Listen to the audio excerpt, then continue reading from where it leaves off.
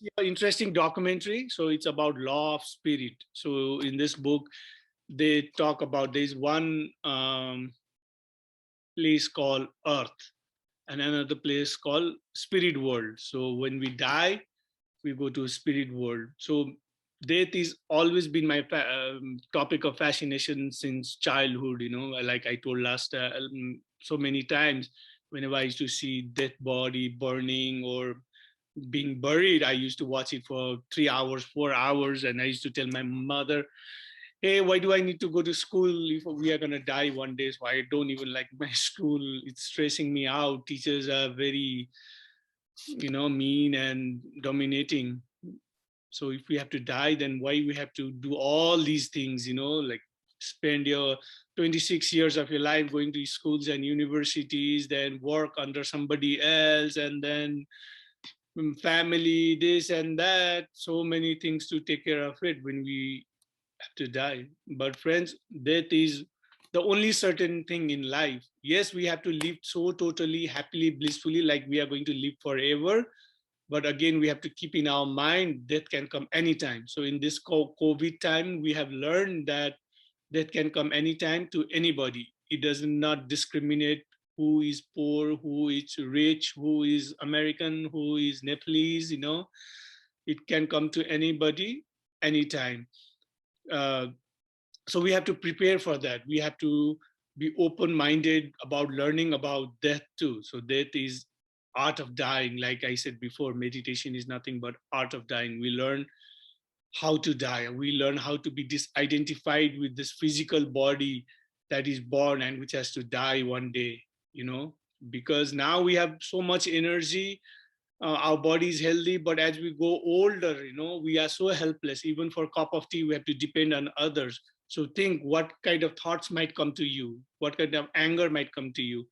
Even if you are like clean freak right now, if you have OCD right now, oh, you need everything perfect, everything clean, everything arranged, but you are 90 years old and then there is so much mess around you and you are helpless, you cannot do anything.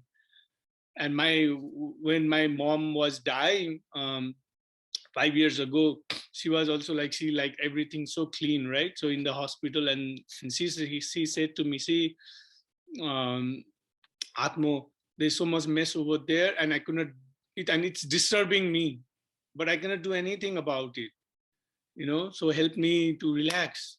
And she's like, even if you give me $1 million right now, it does not mean anything to me. So person who is on the deathbed always tells the truth because she has no agenda, she has no intention. She'll just share her life experience. So because she had no mind training to live in the present moment. So she always lived in the past or the future, or always thinking about others, living about others, her own brothers and sisters. She was always worried about others. She never gave herself self-love, time for herself, that what meditation is. So that's why we need mind training from now. When we have energy, we have body, and back of the head, we always think about that.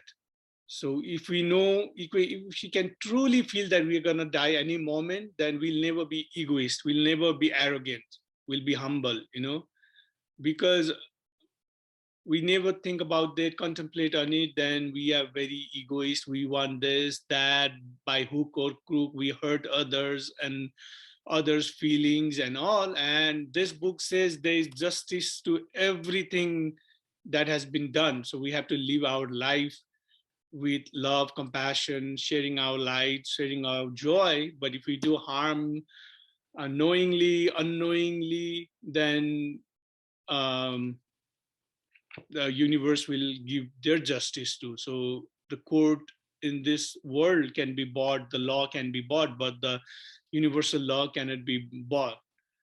So Osho also says the moment we are born, we start dying. So a child is born, right, from mother's womb. A child is born. A child doesn't even have a name. Name is given, caste is given, religion is given, everything is given, and they learn to live in certain way. But they are also dying each moment. So we are not celebrating our birthdays, we are celebrating our death days. So death is coming closer and closer and closer. So once you contemplate death, when you meditate on death, what happens is you will realize that you don't have time. So you'll spend your time in spiritual practice, the one you can take with you. So you cannot take your family with you, even your twin soul, your beloved ones, your family, your bank account, your job, nothing. You cannot take anything.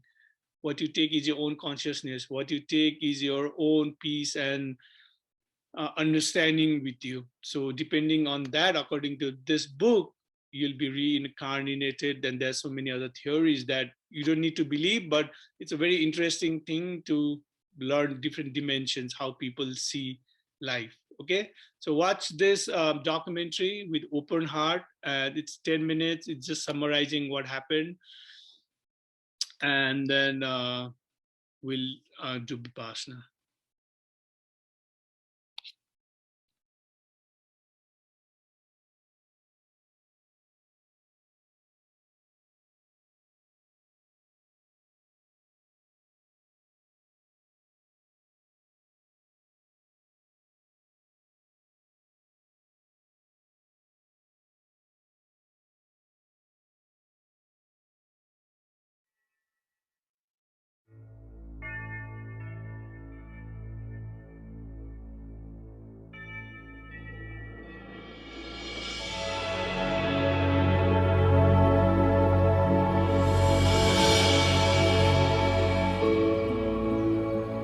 Rumi and Khorshid Bhavnagri lived in Bhaikala, Bombay, with their sons Vispi, born on August the 9th, 1950, and Ratu, born on December the 13th, 1951. They were a very simple family who enjoyed being with people. Their house was always full of friends and well-wishers.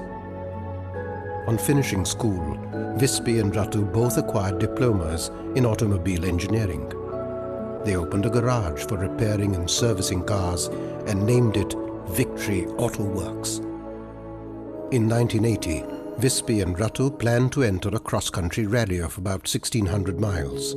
They had been working on their car and had overhauled the engine completely. And 2 nights before the rally was to begin, they decided to test run their car up to Khopoli and back. They left the house around 8:30 p.m., telling their parents they would be returning late.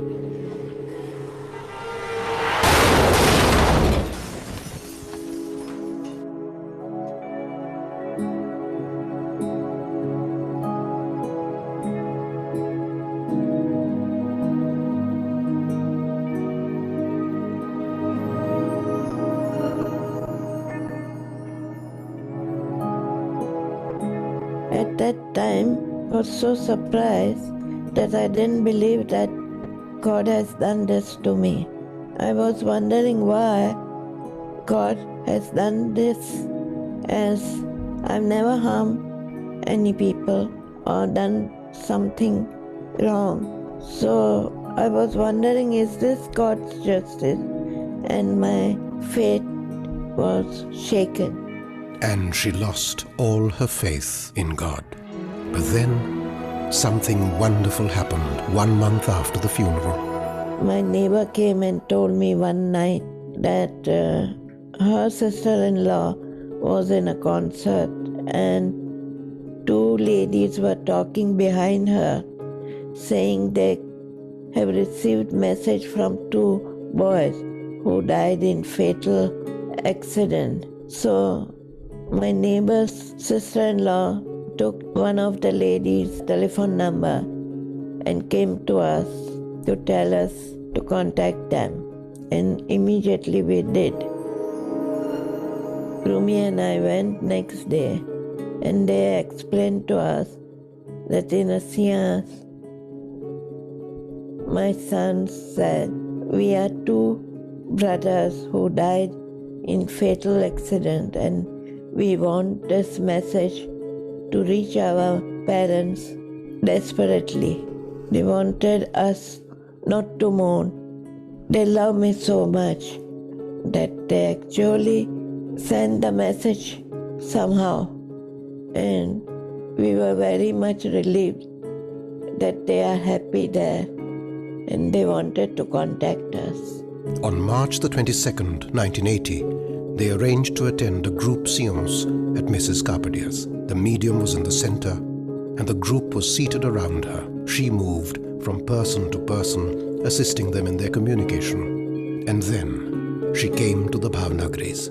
When that lady came, Mrs. Kapadia, and said, "Hi, Mom Fetso," because Wispy used to call me that. That lady was a stranger. She never knew me. And definitely not that Wispy is calling me Fetso. So naturally I got faith and proof also. After that, Wispy told us to go to a person because they want to talk to us privately. So, Mrs. Carpedier gave them the number of Mrs. Rishi, through whom the boys communicated. "Hello, Mum and Dad. This is Vispi and Ratu. We died and reached the spirit world within minutes of our death, which is God's will, and He knows what is best for each of us. We can see you all the time, and we are looking after you. Until you are completely relaxed and happy, we cannot communicate with you, for which you will also have to develop powers of concentration." And then they told us that I should start writing automatic writing and they will help me. And they did.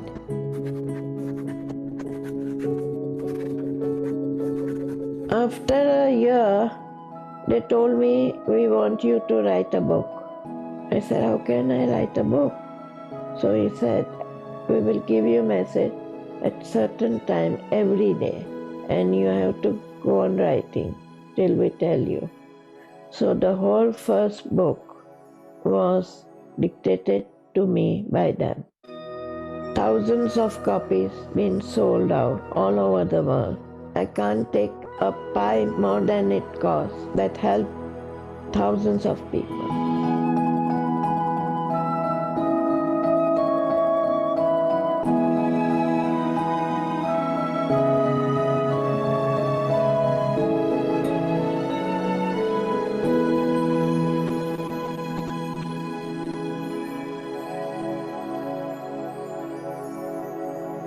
Rumi died 1996. I don't think that I will repeat this life because the worst thing in my life has happened is my sons were gone. But the most beautiful thing has also happened, that they reached me after that death and guided me to lead my life in a spiritual way. I really bless them for being with me always.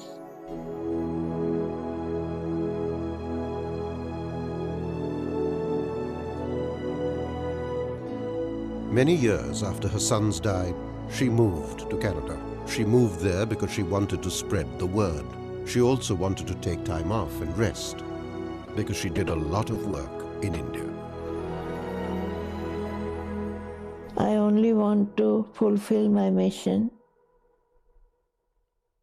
and go to my sons and live happily with them.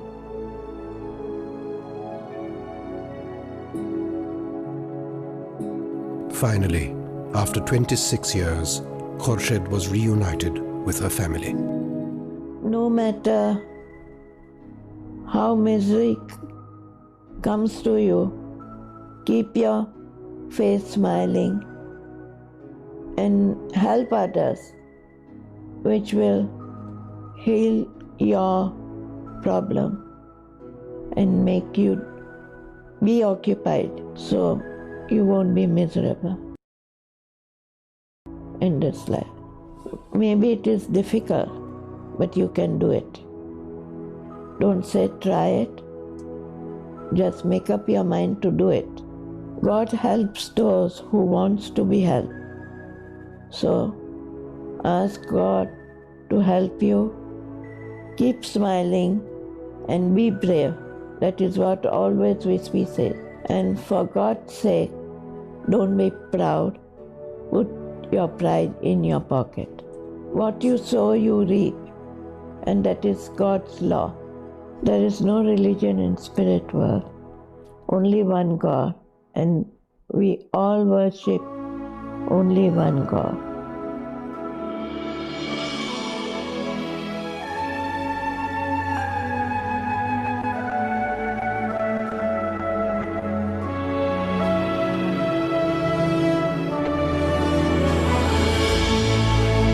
The laws of the spirit world.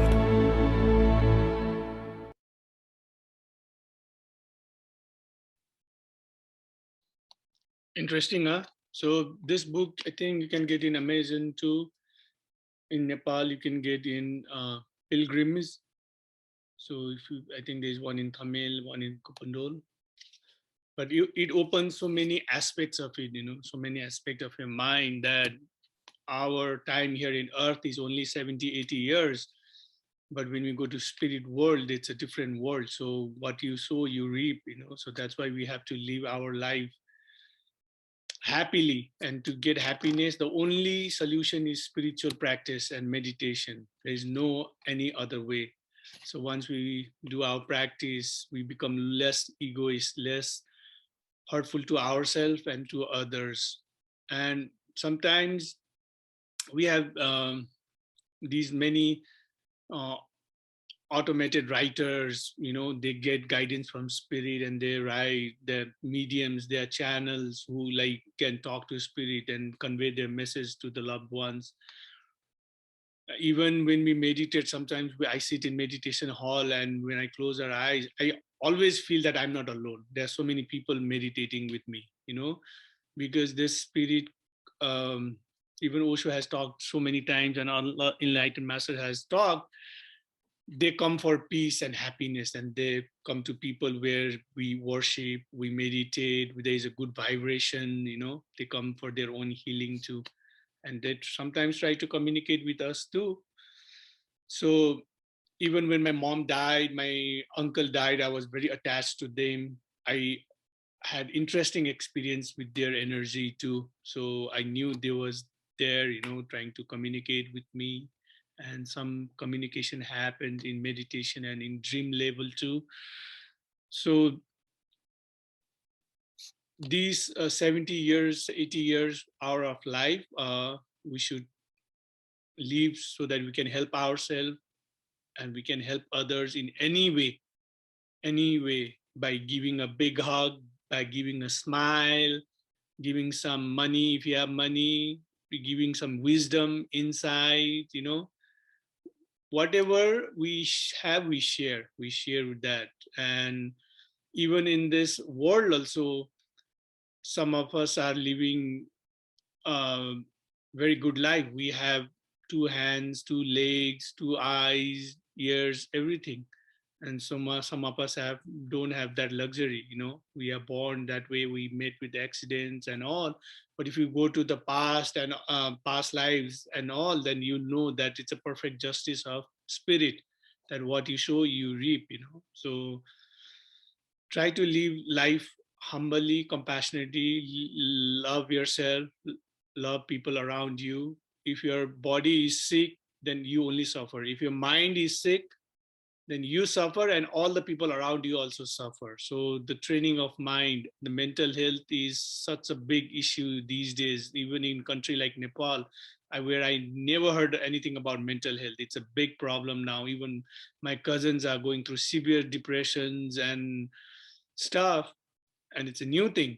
So we have to meditate every day, make a habit of meditating every day. I have taught you so many techniques. You might find in YouTube also other techniques, or whatever technique you practice, always give yourself at least half an hour or one hour for yourself, either half an hour in the morning or half an hour in the evening, or 1 hour. So nothing will ever give you happiness. Even if you take any intoxication from outside, it might give you some relief.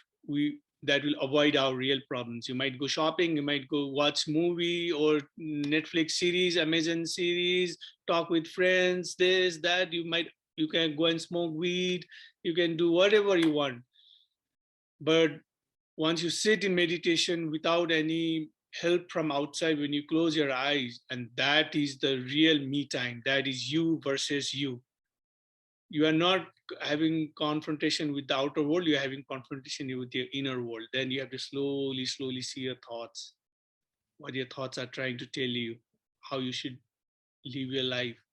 And slowly you'll get the inner voice, some intuition will tell you, and things you don't need will automatically drop. Your food habit, your people, your friends, and things you need will automatically join. Now, new friends, new food habit, new exercise habit, new things, what is needed to you. But we never listen to ourselves. We always listen to others, and we are very consumed with outer things.